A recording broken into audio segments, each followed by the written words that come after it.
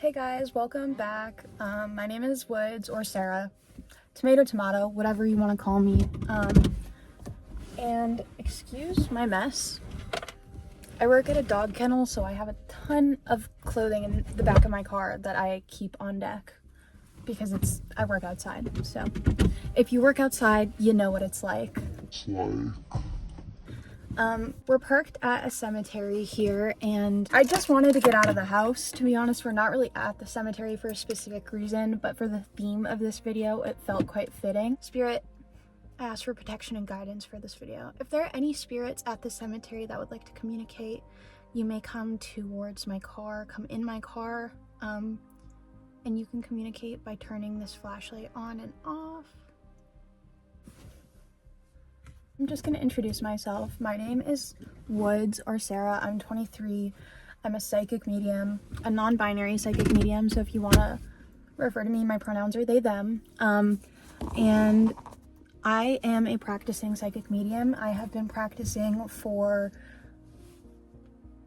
4 years now. I mean, I've been practicing within my business.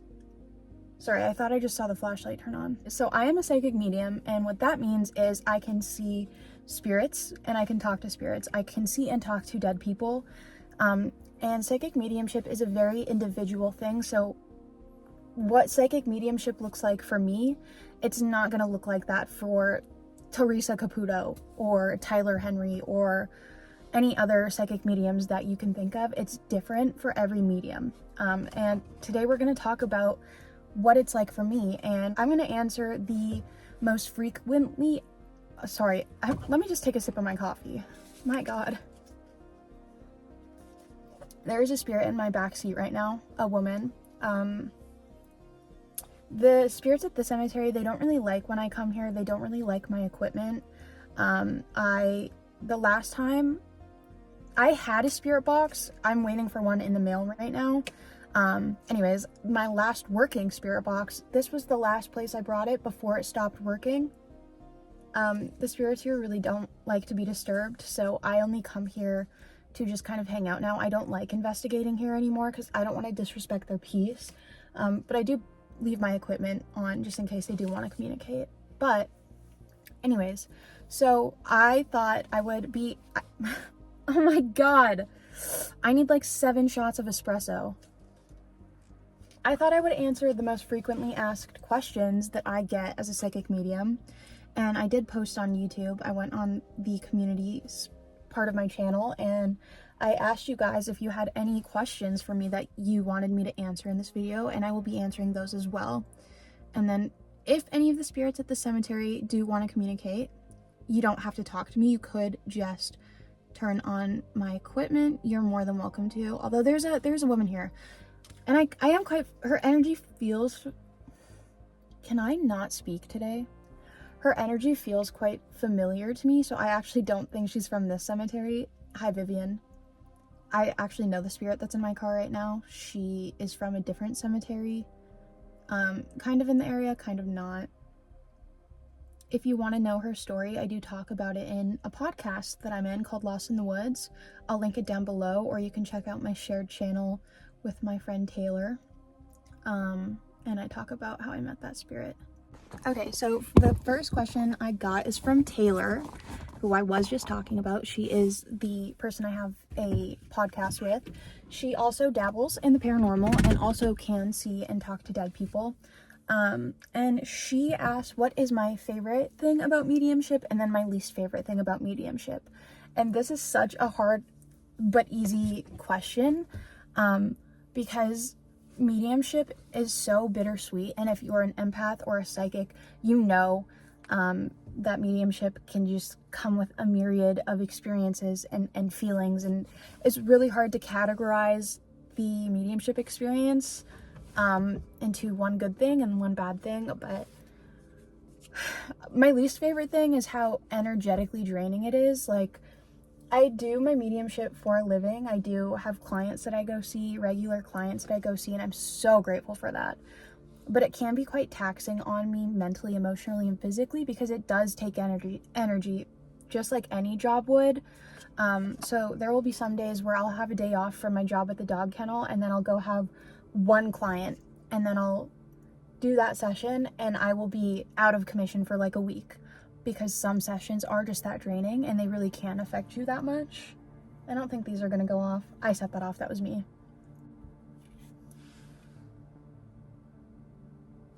Hold up, traveler. So I would say my least favorite thing about mediumship is just how taxing it can be on my mental and physical health. My favorite thing, that's a hard one. There's so many beautiful things about mediumship that I just love. Like being able to help people, I obviously love, like I'll never not love that. Being able, okay, my favorite thing, when I was growing up, I used to beg the greater, higher power, the universe, God, whatever exists. I didn't believe in any of that at the time, but I used to like pray for some kind of magic in my adult life, and I used to wish I could talk to dead people when I was younger. Not because I had lost anyone, but because I was just searching for some kind of like magic or magical experience. And I think now as an adult, I have that.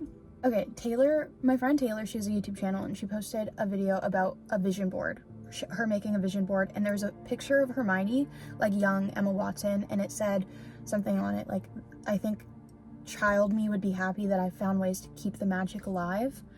And I think my favorite thing about mediumship is it is me keeping the magic alive. Like I obviously had experiences as a child that couldn't be explained, and I didn't really dabble or really fully understand my mediumship until I was about 19 or so. And so now that there's so many spirits walking around my car right now. There's a young man that just walked in front of my car. They don't like me here, so I actually might move to a different cemetery. But I'm gonna finish answering this question and then I'll drive over to the other cemetery. But yeah, my favorite thing about mediumship is that it is like keeping the magic alive for younger me, if that makes sense. But also I just love being able to help people, and I've had so many I just love all things paranormal and supernatural, so being able to have one foot on the other side, so to speak, just makes me happy. Like it satisfies something within my soul that I can't even express. And the thing that I love about mediumship is that, in my opinion, everybody has access to it. Everybody is capable of it. It's not just this one person is born with it and they're extremely gifted. No, you're capable of it. You're medium.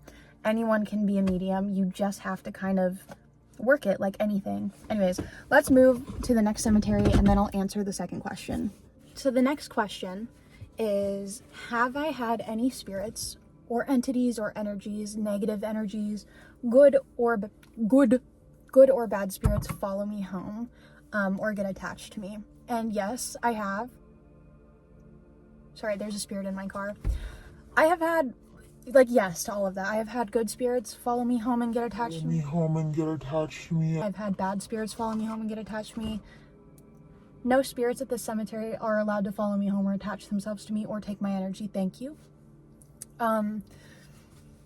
Yeah, I have had that happen. That's a really good question also. I think at the beginning of my mediumship journey, I did not know how to properly protect myself. And so I was constantly going ghost hunting and going to the cemeteries and doing, like mediumship activities, channeling and such. And I wasn't taking the proper precautions to protect myself, unfortunately. And so things followed me home. Hi there, thank you for turning the flashlight on. There's a woman in the car with me, and a man.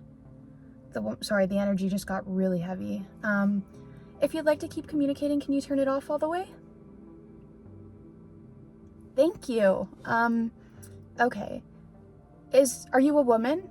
Is this a woman who's trying to communicate? Can you turn it on if yes? 3, 2, 1. Okay, not a woman. Is this a man that's turning the flashlight on, or a masculine energy? Can you turn the flashlight on if yes? The energy just is really heavy in here suddenly. Like my eyes are drowsy. I feel like the energy, the air just feels heavy, like dead weight, honestly. there's something here that wants to talk to me, and then there's something here that doesn't want that spirit to communicate. Like something's kind of acting as a protector of the cemetery, but I don't know if they're actually protecting the cemetery or if they are maybe a lower energy being and they're holding these other spirits back. That's kind of what I'm picking up. But anyways, so yeah, I have had things follow me home. I've had some pretty scary experiences. My eyes didn't get big because of the flashlight. My eyes got big because I heard a sound.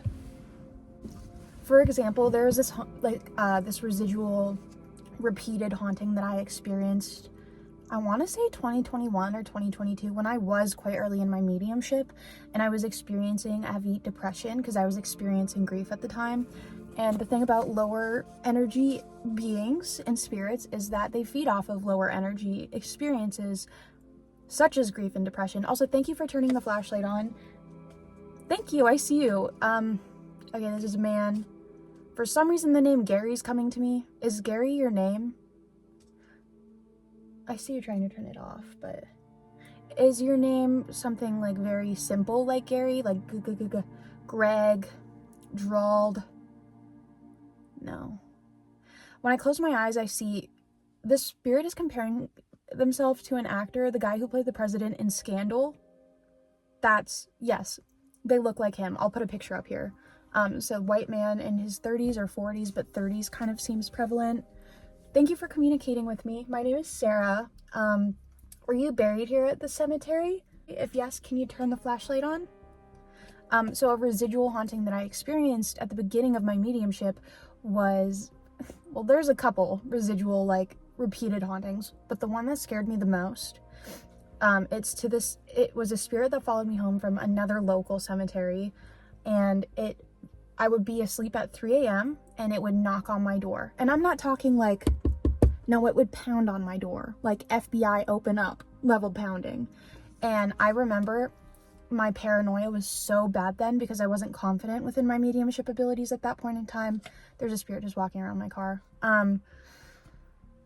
Okay, the spirit is not buried here. Did you follow me from the other cemetery that I came from? Can you turn the flashlight on if yes?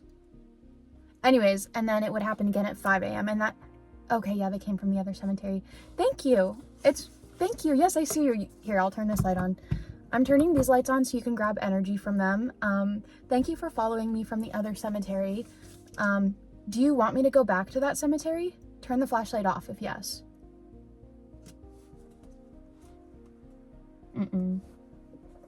I know he just turned the flashlight off, but the spirit is saying don't go back, which is quite interesting. Thank you for being so communicative. Can you try and turn the EMF detector on, possibly? Would that be something that is within your energetic levels? I've had a lot of things happen. I also have had positive spirit interactions. I just saw an orb. For example, Vivian is a spirit that I met years ago who I still talk to and I still see. She still visits me. In fact, she was just in my car earlier. She's not anymore though. And I met her. I actually have a YouTube video where I was doing an investigation at the cemetery she's buried in, and I met her there. And you can watch that video. It's this video right here. Hi. Thank you for communicating. I really appreciate it. I am so sorry that I don't have my spirit box right now. This would be so much more fun and easy if I had my spirit box. I keep hearing the name Greg. Are you buried at that other cemetery? I'm gonna block out what I'm gonna say. Turn the flashlight on if you're buried at that cemetery. So yeah, I don't really know how else to answer that. I can go more in depth in the story time, but if you want to hear about the story with Vivian, it's in this episode of this podcast that I posted on my shared channel with Taylor. I go more in depth in it and you can watch it there. And I could do a video on like the scarier experiences I have had as a medium, although I haven't really had many as of late, so thank you. I see you. You're doing so amazing with the flashlight turning on. All right, another question is, do I do necromancy? And if so, what's something that I have to say about it? So to my understanding, necromancy, all it means is communing or communicating with the dead as a form of divination. So talking to dead people to predict the future. Yes, I do that. That is kind of just what you do as a psychic medium. But necromancy to me, like, there's different kinds of necromancy. Like, it's such a gray area, because necromancy to some people could just be something as basic as simple mediumship, whereas other people it could be like a deep-rooted practice within like paganism, or I believe necromancy is very common in voodoo, which is a closed practice. Oh, hi there. Thank you for showing the people that you exist. For those of you who think I have like a remote or something, I have nothing. Like, I'm literally just sitting in my car. This is a Maglite flashlight from Canadian Tire that my stepdad gave me. There's like, if I shake my car a bunch, like I'm not holding a remote or anything. This is going off and on all by itself. Even if I stay super still and stop talking.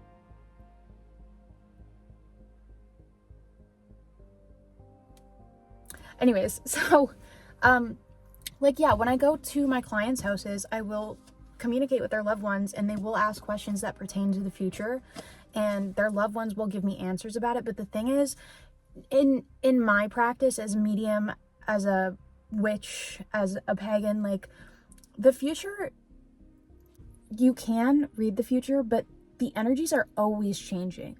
So you're never going to get a 100% read on the future. And if you say I call in my late brother and I do a tarot reading and I ask him a question about the future, thank you for saying hi.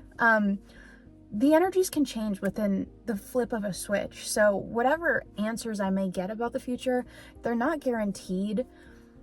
But yeah, I do practice necromancy if we're going by like the definition of communicating with the dead about the future. Like, I do talk to my brother about my future a lot. My clients ask a lot of questions about their future and whatnot. So yes, I don't know how else to answer that question. And then this is an excellent question. Were my skills developed or natural? I would say a little bit of both. I always felt like, now that I've been practicing my mediumship for a couple years, I have an understanding of the things that I used to feel as a kid and what they mean. And as a kid, I thought it was my paranoia. I thought it was my sense of wonder, my curiosity. But I now realize as a medium, the things that I was feeling were spirits around me. And I was experiencing mediumship as a child, but I just didn't know it. And also at the time, I didn't grow up in a religious family or anything. So I had no concept of God or the universe or a higher power. Thank you for turning the flashlight on. I really appreciate how communicative you guys are. There are fingerprints on my window.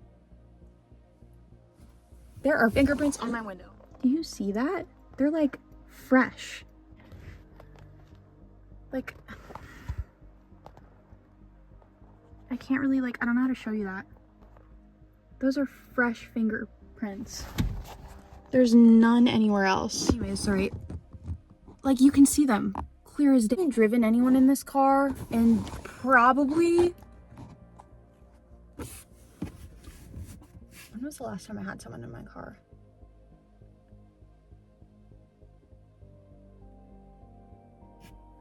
Like early December, and it's January 26th today. So I think I always was tapped into my mediumship abilities as a child, but because I wasn't raised religiously, or I wasn't raised to believe in a certain thing. Yeah, anyways, my mom just really did not.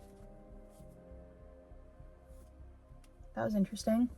My mom really did not raise me to believe in anything specifically. Like, we never talked about God. I never went to church growing up. Like, it wasn't that these topics were taboo or anything. It just wasn't, like, my mom just wasn't religious. She isn't religious. She's spiritual now.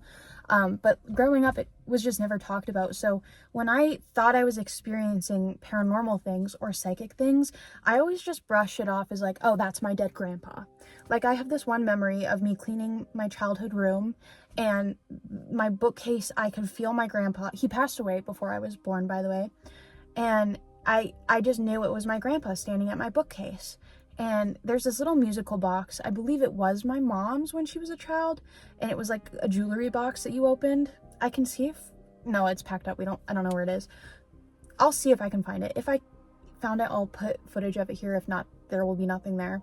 And it started going off on its own, and I remember being like 8 or 9 years old, hi, and being like, oh, that's just my grandpa.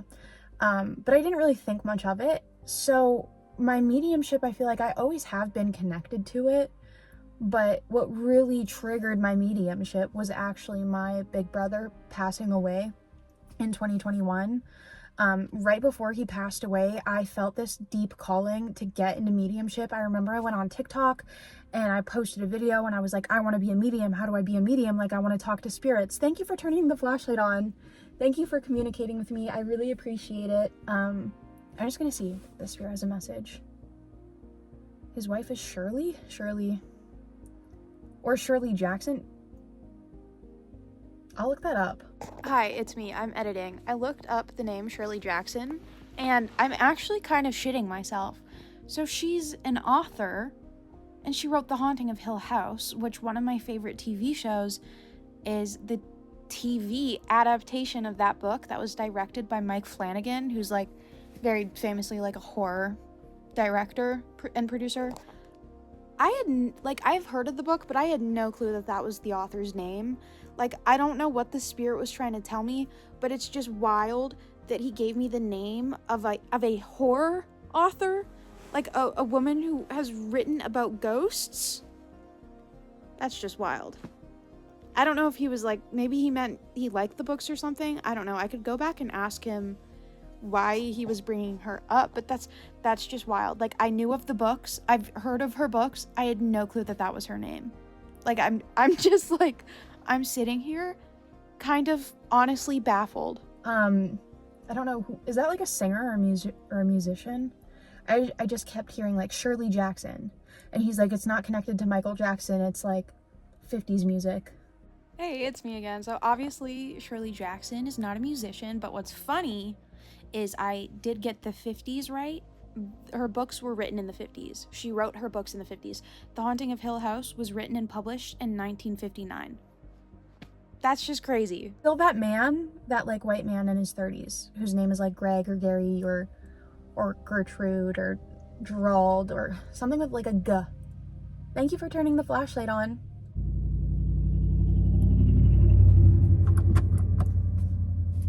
Do you have any other messages? Gain. Oh, I can't get your name. Your name is like it starts with a G sound. I know, I can hear it, but I can't quite hear it. Anyways, so when my brother passed away, right before my brother passed away, I remember I was going to all my friends and I was like, I want to be a medium. I want to go hang out in the cemeteries. Like, I want to do this. I want to do that. But I was so, at that time, I had the belief that like, you just had to naturally be born with mediumship abilities. Not the truth. You can develop them. So I just didn't pursue it.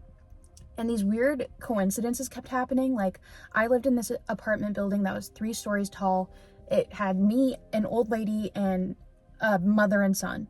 And I knew what their Wi-Fis were called because I was used to going on my Wi-Fi every day and seeing the like commonly listed Wi-Fi names. And one day I go and I sit in my apartment and I go to connect to my Wi-Fi and there's a Wi-Fi called cemetery. And I'm like, what the fuck? Because that morning I was telling my friend at the time how I wanted to go to the cemetery. I was never able to debunk that or figure that out. But then my brother passed away. Hi. Thank you for being chatty. I really like your energy. Whoever this is, I'm going to be coming back and talking to you when I have my spirit box. Hi, I see you setting off the K2. You guys are so awesome over here. Thank you for being chatty. Oh, I'm so happy right now. Anyways, after my brother passed away, we started experiencing things around the house, like lights flickering, my Xbox turning on by itself, my TV turning on by itself, which is quite natural when someone passes away. Like, my brother was just experimenting with that stuff on the other side. Thank you for setting off the K2 and the flashlight. You guys are amazing. I get excited over this stuff. And slowly I started seeing this medium. That is so nice and bright. Look at you go. Thank you for turning that on. This is wild. Thank you guys. I really enjoyed chatting with you. This is awesome. I started getting coached by this medium, and she coached me, and then she let me do a live read at her show. Terrifying. I cried in front of the audience, by the way. Embarrassing.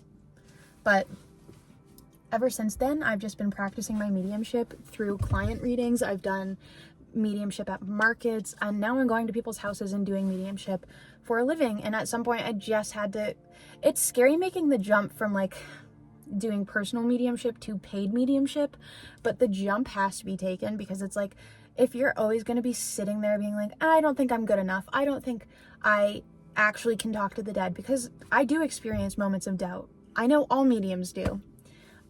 You're never going to be able to grow. So growing those abilities just takes that like jump of courage. So my abilities are both natural and developed, and yours are and can be too. Another frequently asked question that I get is, how does it work? Do I see it when I open my eyes? Like, can I see it, a spirit, the same way I can see you?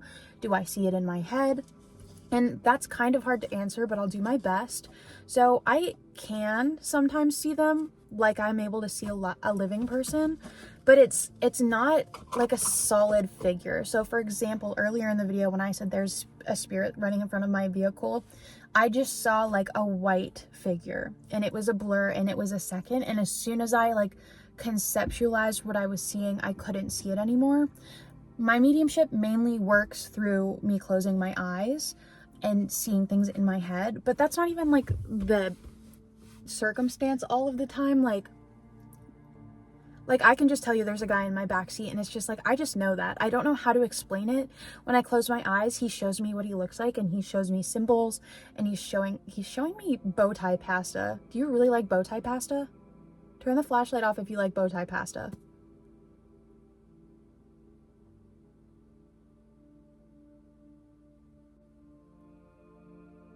Turn the flashlight off if you like pasta. Okay, anyways, so when I close my eyes, I can see more specific imagery. Like someone here is talking about Mario Kart. There's a kid here who's actually passed away quite recently, and he's talking about Mario Kart on the DS. He's like, not the 3DS, but and not the DSi, but the like normal DS before that. So there is like a young boy here talking about that. Like I just hear stuff and I see stuff and it comes to me naturally like that. And sometimes it doesn't come to me naturally. Like I have gone to a client's house and I've sat down and I'm like, I'm getting nothing. And that's the hard part about mediumship, is I have no control. I have no control over it. I see what I see, I hear what I hear, and I have no control over it. And sometimes I'll see things and I'll hear things and it will make no sense to me. Like, no, the other day I was about to fall asleep and my client's late wife came to me and said, tell my husband that I like Ramen the cat. No clue what that means. He said they don't have a cat named Ramen. Like, it's just random things like that. Yeah, I don't know. But being a medium is such like a beautiful, bittersweet thing. I love it so much. Sometimes it scares the ever-living shit out of me. Right now is not one of those times. Like right now I feel very safe. The air is getting heavy again. The air is getting heavy.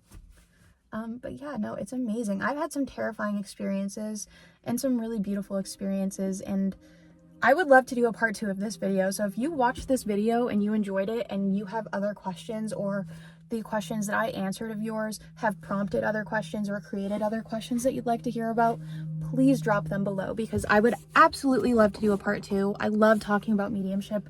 I love connecting with the spirits here. I'm definitely going to be coming back to the cemetery when I have my spirit box. But yeah, I would love to do a part 2. So if you have any other questions about my mediumship, or my psychic tarot readings, or my paranormal investigations, because my mediumship I do professionally and I do for fun. So I do come to cemeteries and film videos and paranormal investigations like this for fun as well. It's not just my business.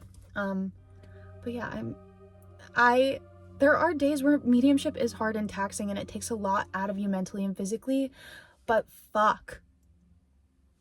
There are days where it's just like, wow, I'm just so grateful to be able to experience this. Like, so grateful. And I never thought I would say those words. Like, hi. I never thought that. There was a time at the beginning of my mediumship journey where I was just purely terrified and paranoid all the time, and I could not sleep, because one thing that you have to get used to when you start developing your abilities is spirits don't give a shit if you're trying to sleep. They will come talk to you. They will knock on your door. They will knock on your walls. They don't care. When they have a message, they will come to you, even if it's inconvenient for you. And that's something that took a long time for me to get used to. Like, if you were to talk to my friend Taylor, there used to be times where I could not fall asleep and I would be texting her being like, do you sense anything around me? Because she can see and talk to spirit as well. And I would be like, I'm terrified. I can't go to bed. Like, I'm paranoid. I've come a long way, and I'm so grateful to be a medium, and I'm so grateful for the community that I have. Like, I'm so grateful for my family. They're so supportive and accepting. I'm grateful to also have a best friend who can see and talk to spirits and also has a passion for the paranormal. Like, it's just such a beautiful journey. It's like life. There's good moments and then there's not so good moments, but the good moments make up for the not so good moments. Thank you to the spirits at this cemetery and at the last cemetery who were comfortable enough to make their presence known to me and my viewers, and for turning the flashlight on and setting the K2 off. You guys did amazing. I'm definitely going to be coming back here if you're okay with that. Okay, that tells me that they're okay with that. So thank you guys, and then thank you for watching, and I'll catch you on the flip side. And these spirits will catch you on the flip side too. That's not meant to be scary. That's not a threat. They just wanted to be part of the ending.